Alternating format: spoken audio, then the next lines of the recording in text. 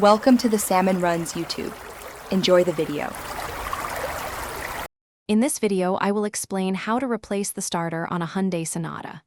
First, prioritize safety by disconnecting the negative battery cable. Then, gather your tools, including a socket set, wrenches, and a jack. Safely lift and support your vehicle on jack stands. Finally, locate the starter motor, which is typically found near the transmission. Once the starter is located, you'll need to disconnect its electrical connections. First, carefully remove the main power cable, usually secured with a nut.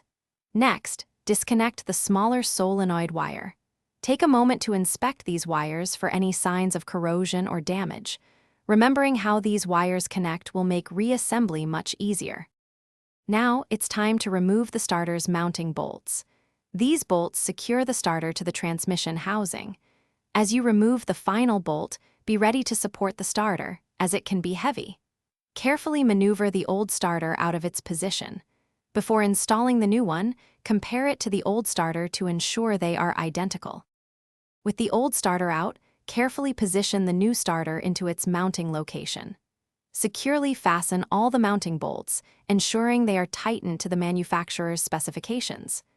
Reconnect the solenoid wire and then the main power cable. Finally, reconnect your battery's negative terminal and test your new starter to ensure it functions correctly. Thanks for watching. Consider subscribing if we helped you.